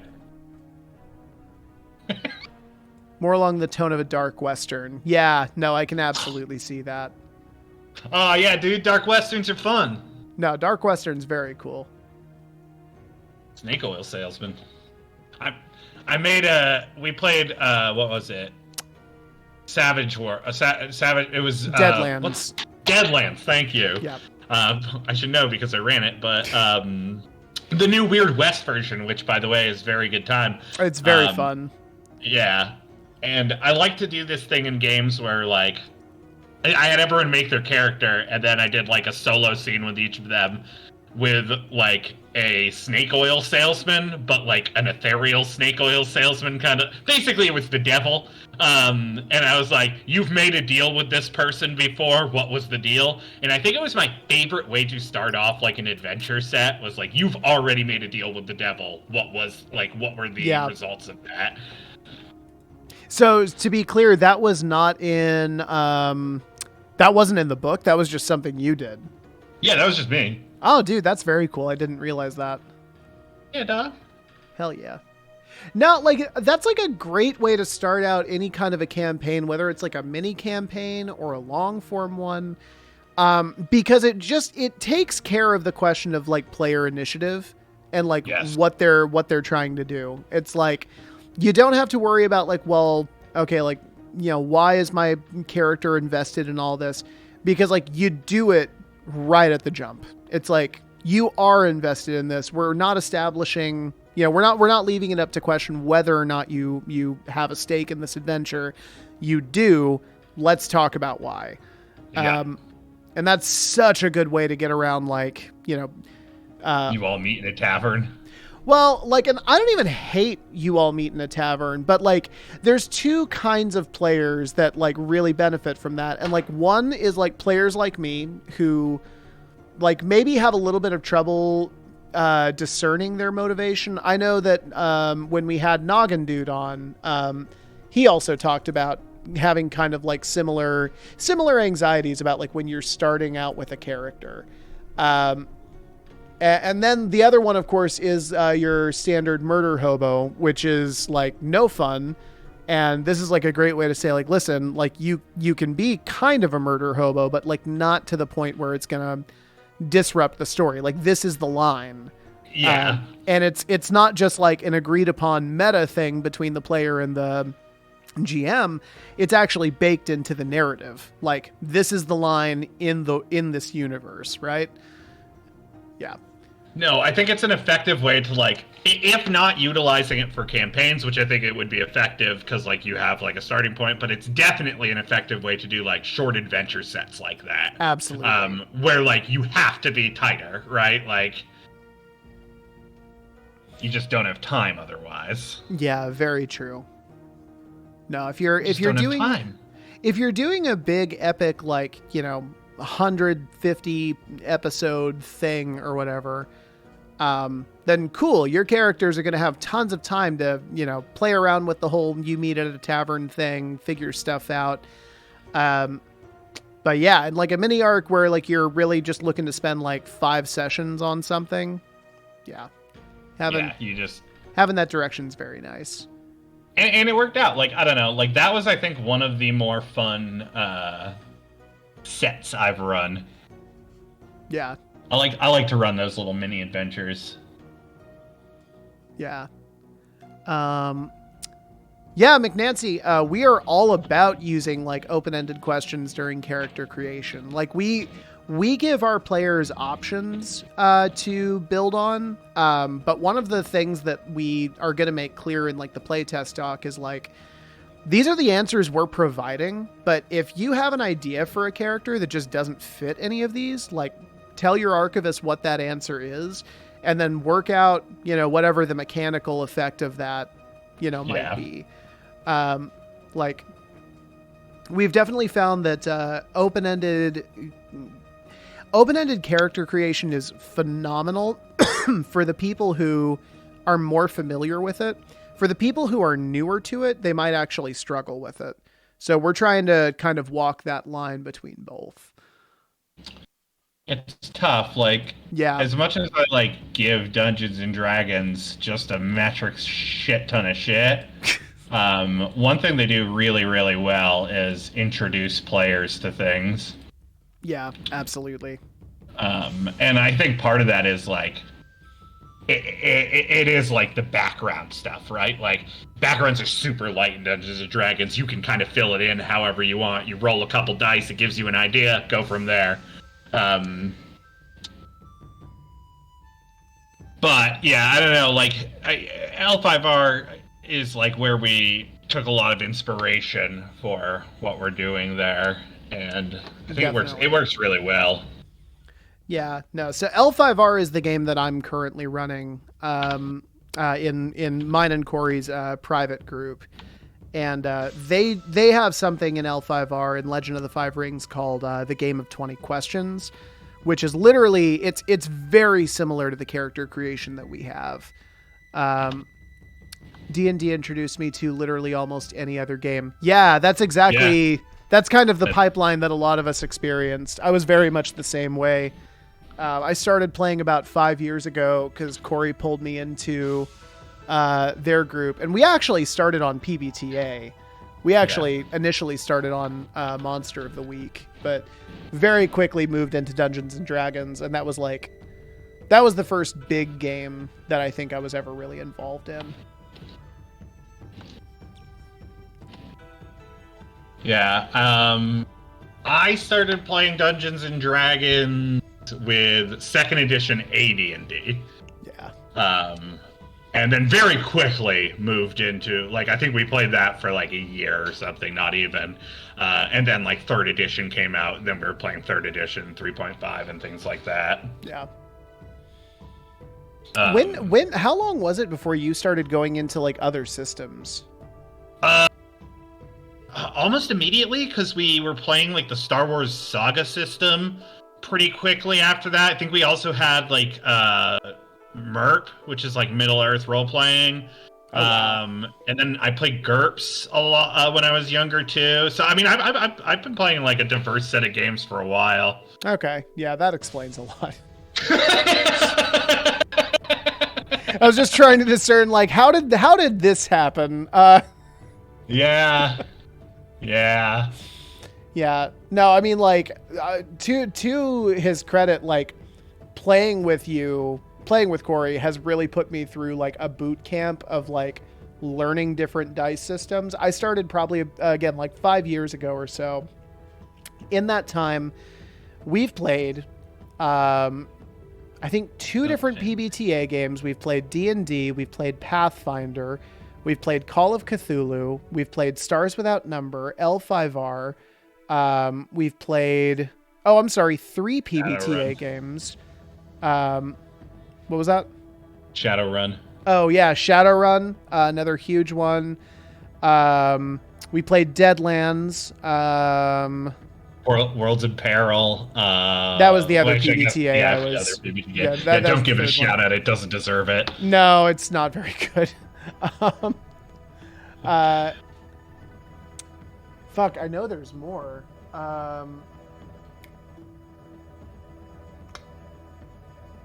We like the games. Yeah. There's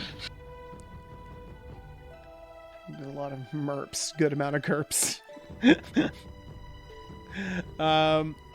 Need to play Call of Cthulhu so badly. Call of Cthulhu is so fucking good. It is very fun. Like I highly recommend it. I know it's super popular.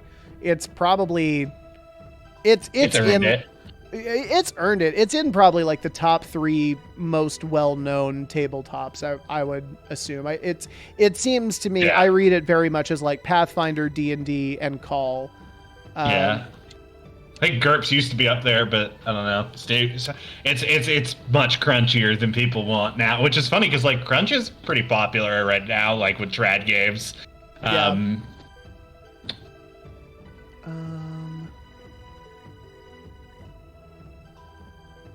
I stopped naming groups again because I'm a savage. I don't know what you mean. I keep doing this thing when I'm doing design where I make a bunch of like groups and assets and stuff, and then I don't name any of them. Okay. And I'm like, oh, cool, good. This is going. I love this. I like. It looks this a very lot. good. I started with 2nd edition D&D right before 3rd came out. When 4E came out, I thought, okay, now this game is starting to make sense. It's strategy dungeon crawler. But then they ruined that by trying to appeal to everyone both alive and dead. Yeah. No, I mean, that's the thing, though, right? Like, Dungeons & Dragons 4th edition wanted to do something different, and that's the issue with Dungeons & Dragons. There are too many golden calves. You're not allowed to kill anything, and you can't make it a more tight-focused game because of that. It makes everyone mad. And if everyone's going to be mad, nobody can be happy. Yeah, it's a song that tries to do too many things and as a result does nothing. No, I mean, like, it's got some good stuff to it. Like, I do enjoy 5e to an extent. Like, biggest thing it's got going for it is like super accessible rolling system. Like, it's very easy to get a handle on. You roll a d20. If you roll high enough, then you do what you're trying to do. Like, anybody can understand that. It's my least favorite rolling system. I mean, whether or not you like it is one thing, but like accessible for somebody who's never played a tabletop game, like it's very simple, even if it's maybe not the most elegant thing out there. Well, and like, but that's the thing about Dungeons and Dragons. Like, it posits itself as simple, but like, it's not. Like, when you actually it's got lots of crunch. Yeah, like it's got a ton of crunch, and like to its detriment. Like, there's so many rule inconsistencies in that book, and like, And here's the thing about Dungeons and Dragons too. Like every time they release a new thing, they have to have a new hook because they have no internal hook, right? Like it is fantasy RPG. So now with this new book, we have to do a module that's a survivor horror. We have to do a module, yeah. Yeah, every time a new edition comes out, they have to rewrite like 80 different modules to fit all of the stuff that Dungeons and Dragons is supposed to be able to do. When really you could just, play a different game that is better suited, that has mechanics that are better suited. And that's what really gets me mad. If you want to play Dungeons and Dragons, fine, go ahead, but play other games too. Yeah. El Stragoon, yeah, no, you're right. Like there is crunchy stuff in Dungeons and Dragons. I know that for me, picking it up was very simple because, and this is something I have taken with pretty much every game I've played. You don't need to know all of the rules to play the game. If I know the simple rolling mechanics of like Dungeons and Dragons, literally roll a d20, I rolled a 19, I have, a 3-point, add-on from like my character sheet. So I rolled a 22. That beats the DC of 18 or whatever that I was trying to get. Cool. Great. I did the thing I was trying to do. That's pretty simple. Like that's a straightforward mechanic. That being said, right. I don't know. It's definitely something that attempts to do too many things. That doesn't, like, that setup does not work in a horror setting. There are some podcasts that have done a really good job of that, like Dark Dice. For those of you who are into like horror podcasts or like horror actual plays, Dark Dice plays like a version of D&D that admittedly they do a great job with it. As I understand it though, that podcast actually had to rewrite all of the rules for that game or modify a bunch of those rules literally to fit their purposes, which kind of speaks to what we're talking about. Right. They've done a good job with it in spite of the system, not because of the system. Right. Exactly. Overrated. Pisses me off when people praise D&D for all of the work that DMs put into it. That's absolutely fair. Right. Yeah. Like, at best, you've basically just got a system that is somewhat easy to mod, but even that's being kind of generous because there's lots of instances where that just doesn't work at all in D&D. Horror is particularly bad. It's particularly bad at being modded for horror. Well, I mean, it's the whole setup, right? Like, I mean, like, it is a fantasy horror game. It's a fantasy, like, it's a power fantasy game. Like, yeah, exactly. Right. and the whole point of like horror settings is that you are weak and powerless. And that's a big part of where the horror comes from. So yeah, no, it's like, it's not a good fit for that. The other thing, and Corey and I have talked about this endlessly, is like the power creep in D&D basically makes the last like 10 levels of character development completely unusable. Like, no one plays them. Yeah, you can't do it because it's impossible to GM for, and it's not really satisfying as a player. Like, you basically become a god after 10th level, and like, I don't know, despite the whole thing about it being a power fantasy, that much power is actually not that enticing. It's not that interesting for story development. Yeah, that's why we both kind of fell off PBTA too.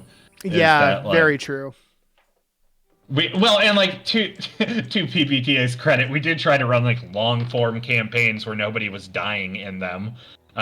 We were using the system wrong. Yeah, absolutely. But also, like, I don't know. I think there's something, just for me, like, I like a lot of the rules like ethos stuff, but there's something to be said that, like, I think they eventually cease to be games and they start to be like toolkits for telling a story together, which is cool. But at the end of the day, like, when I sit down with my bros, I want to like roll some dice and play a game too, you know? Yeah. Yeah, too much comics. You're absolutely right. There are games for everyone, right? Yeah. And that's the thing, right? Is like if you are just going into D&D for like fantasy setting, like power fantasy, you're like Heroes of the Realm. Okay, Yeah. cool. Like D&D is actually a decent fit for that. If you're trying to tell other kinds of stories, though, man, we cannot recommend enough. Like, check out other systems. You're bound to find there are games out there for everyone and every play style and every setting. How's that? Here, that looks very good. Can you zoom in on it? No. Hey, Benny. Hey, baby. Can you stop eating my studio foam? Pretty please. She's gonna do it. Yeah,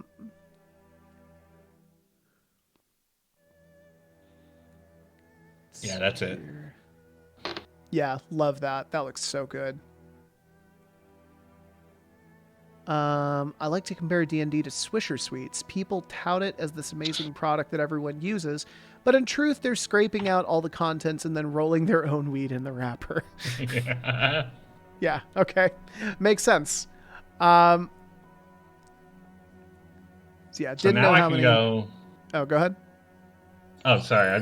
Now I can do this, Taylor. I can go under pages, number of pages 2, gonna do after, and it will add that, and it will add just that master section that I did. So if I build in masters like this, I can just throw a master down and I'll have those pages good to go. Yeah. And I can plug and play, which is Hell what I've yeah. been trying. That's the plan for all of this. I'm going to design first, fill later. Absolutely. No, that's very cool. Hey everybody, this is what I've been doing. Yeah, again, Corey's been doing actual work. I've been sitting here just chatting. I've been getting into it actually. This is perfect for me because like I work best if I'm working in tandem with someone else who's like also working or just chatting around me or something like that, you know? Right. I like to do parallel work. No, it's like I don't know, it's encouraging but not distracting. Like, yeah, no, it's nice. Let's do an example of like what we might look like on something. Yeah, I really right? want to see what some of this looks like. Like copy and paste some text off of the 1E doc and throw that bad boy in there.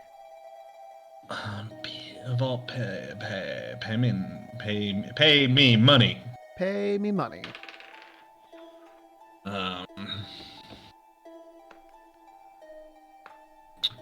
So we could do like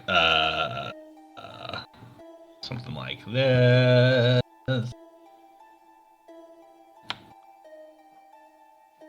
We'd probably have to make that Control Z, make that section title smaller. Control V, the world of Eba. And we can do like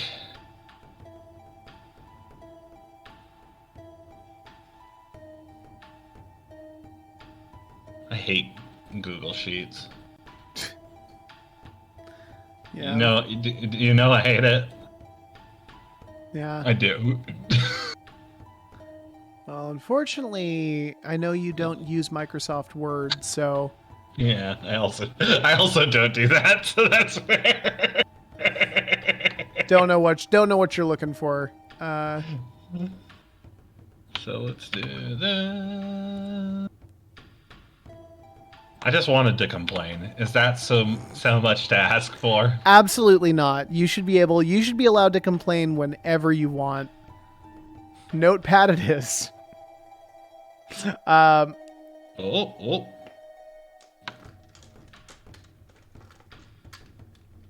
Controls. Whoa.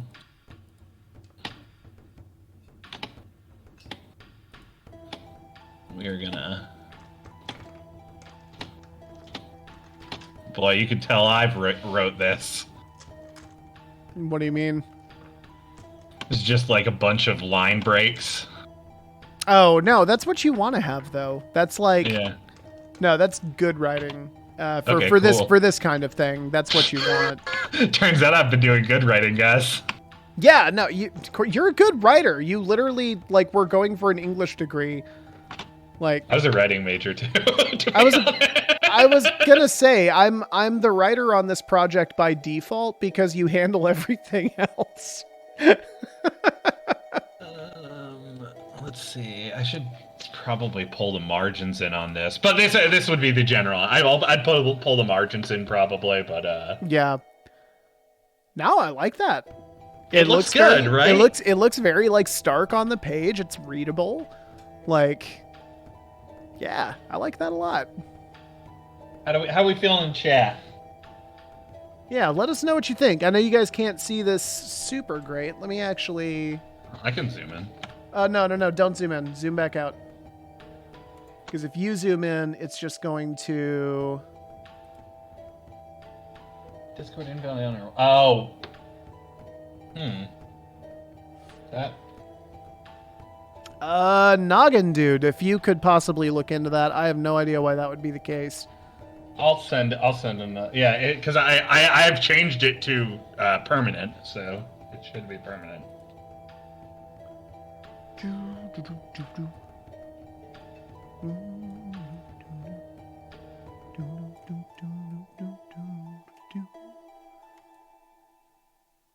All right, cool. I was just basically waiting for Els to tell me it was good or bad. It's bad. Tear it down. No, I like this better than what we were doing before. Yeah, no, that's very cool. I like the blueprint stuff. Yeah, apologies, it is hard to see on stream. This is a display grab off of a shared Discord chat, so sorry. Quality on this, I'm streaming it from Corey's computer, who is like 1,000 miles away, so this is kind of the best that we can do as far as I'm aware. I can export, ignore and continue. You could maybe send it to me. Yeah, I can do that. I can do that right now. Yeah, we can try.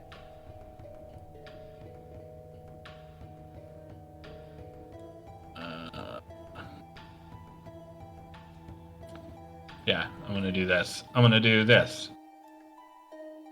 Murder is the name of a baby.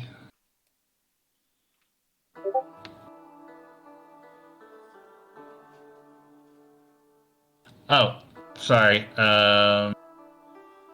Ubermouser, good to have you with us, buddy. Getting waved at by my man. What? Oh, I'm an idiot. Fucking. What? Nothing. Don't worry about me. What'd you do? No, I thought Noggin was trying to get my attention in Discord, and it was McNancy joining the Discord and waving, and I was like, "What's going on?" I was like, "Oh yeah, the thing we've been talking about." Oh, right, that thing they're doing. Let me see if I can. Bookmasters. Bookmasters is, again, a name of a character I'm going to make in something. Bookmasters? Bookmasters. Pleased to meet me. Alright, Taylor. I just threw it onto the, what do you call it? The hamburger. The drive. The Google Drive. Yeah, no, I'm heading onto the hamburger now. Can we rename the Google Drive the hamburger? Probably. Just the hamburger zone. That's the name of the fast food joint we can open. Hamburgers. The hamburger zone. I'm just perfectly waiting at you on Discord.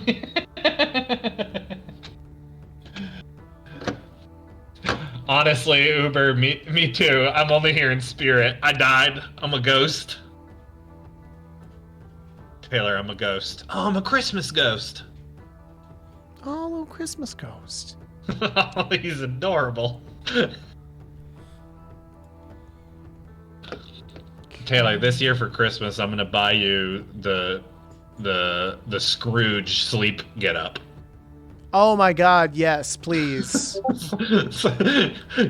Thin cloth robe, candle, meet hat. I just want a honk shoe, like Yeah, honk shoe. honk shoe, honk shoe, honk shoe, honk me. That's I told you and Noggin that I snore a lot, and that's actually how I snore. You guys are gonna find out in Straight up, if that were actually true, Corey, I wouldn't even be mad. I would be completely okay with that. It's just a cartoon. I can't even believe it's real.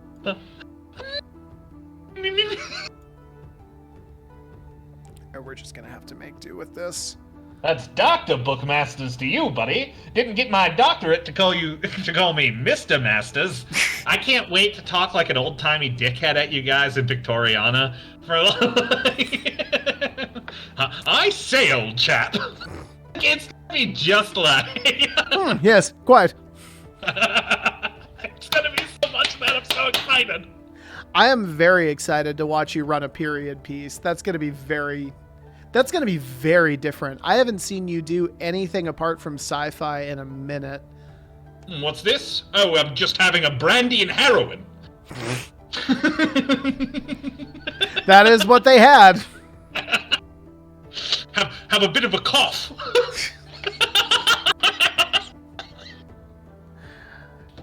Yes, no, you need to blow smoke into your husband's anus every evening. I am a doctor. This is medicine. We're trying to get ghosts out of him, not into him. So yeah, this is this is the actual document that's on the screen, right? That is the one. Man, yeah, no, that looks really good. I really like the way that looks. Yeah, man, it feels like Vault Peddlers. It does. We got the sci-fi, we got the filigree. Hell yeah. No, and it feels... I don't know, like, it's like this weird thing where it feels, it's elegant but harsh. And I don't know, that's like very cool to me. This document speaks to my punk sensibilities a lot. Yeah. Yeah.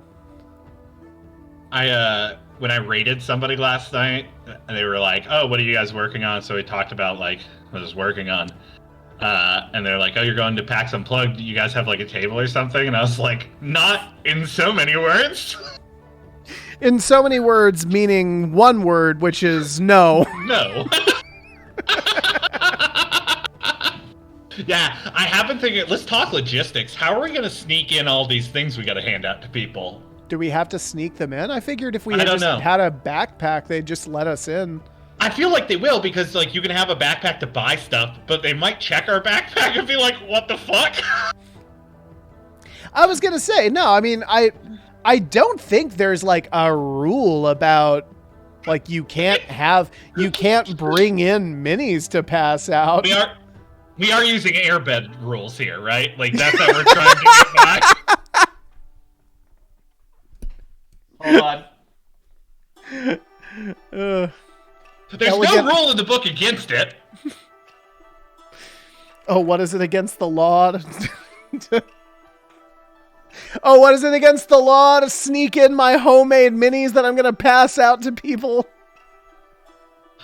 They're very up on drugs, so they might stop us thinking we're giving people drugs. I mean, so here's the thing. I actually do think that's a possibility.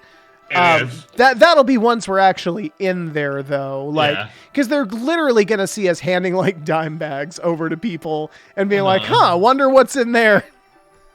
I mean, it's a nerd, so they're going to be like, "Oh." Yeah, exactly.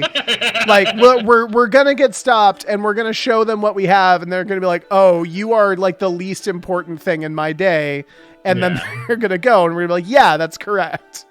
And then they won't know that we've got a kilo of heroin underneath all of it.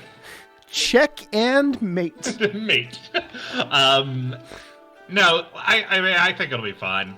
Yeah, it should be fine. I don't suspect that's going to be an issue at all. Well, yeah, I mean, that'll be easy for me, Noggin, because I don't do any. Yeah, same. The only drugs I do would be weird ones to do at a convention. What's that? It'd be a choice. Yeah. What's that? LSD? This is a tabletop convention. Yep. Or is it? I'm so excited. Me and Taylor get to play games together. Yeah. Which will be fun. We never get to do that. Yeah. Ubermauster, if you're still watching, you need to reconsider running a campaign at some point. Or just an adventure. Do an adventure. Do a one-shot. Mm. I promise, GMing for Corey and I wouldn't be... We don't make that difficult.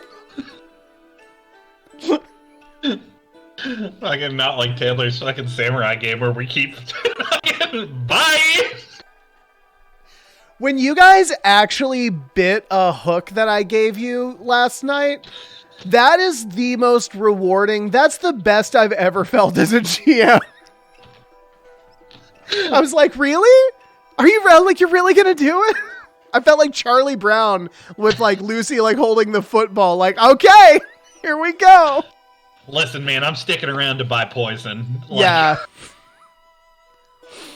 Oh, dude, I'm so excited for that technique, though. I can literally blast people in the face with smoke clouds now. That's tight. Peace! Smoke bomb. That's what I'm gonna do as soon as I get the poison in front of the guy who sold it to me. Bye! Bye. LSD, not a gaming convention of all places. This is a one day. Cool. So, like, this is good. I'm on track for minis right now. I will send this sticker out tonight to the sticker factory. Yeah, yep. I mean, technically, it is... Yeah, you know what? That's where it's going, buddy. I'm technically correct. The best kind of the correct. best kind of correct. I feel like a parent who like their child sent a letter to Santa Claus, but they sent it to the Walmart, like through like the Walmart box. Like, it's going to the toy factory. And it's like, yeah, but like... Problem, but more with the world. Yeah, not the one you think it's going to. Yeah, man. I don't know. I've had a fun... This has been a fun stream. This has been a very fun stream. But yeah, no. Should we raid somebody? Yeah. Let's pick somebody to raid. And you're gonna need to feed that to me because I can't see any of that where I am. Okay, well, keep talking, and I'll do some research. Well, yeah. So I'll just end by saying, if you guys have been Vault Peddlers, Walmart is Santa Claus. It's a very good title. Powerful. Walmart is Santa Claus is one of my favorite new things. And on that bombshell, we are TGS Games. This has been our weekly stream where we develop our new flagship tabletop RPG called Vault Peddlers. It's a game about community in the post collapse. It's a game about God dying and us robbing his grave. It's a game where money is power, literally. It's a game about the electric Baroque. It's Mad Max meets Lord of the Rings meets Borderland meets Shakespeare. It's all so many things. I can't remember all of the ones we came up with in this particular episode. But no, in all seriousness, we have built this game for 2 years. We are in the final stages of getting playtesting docs ready. We're taking this to PAX. We're very excited about doing it. And yeah, if you've enjoyed whatever this has been, consider giving our stream a follow. It helps us out a ton. Consider checking out our Twitter, because we post regularly, and our Discord, which we are growing. Finally, I just want to put out an SOS to anybody out there who may be watching this, who may be interested in playtesting. If you're watching this and you think like, oh, like I kind of jive with these guys more or less. When we're back from PAX in December, we're probably going to playtest this system a bunch, and we're going to need a lot of playtesters. So if you're interested, like, please consider reaching out to us. We would love to hear from you. We'd love to have you at our table. And yeah, I think that is it. Corey, who are we rating? Let's just do Halbernact. Okay. Halbernact. All right. So yeah, we have been TGS Games. Thank you again so much for your time, and we will see y'all later. Bye-bye.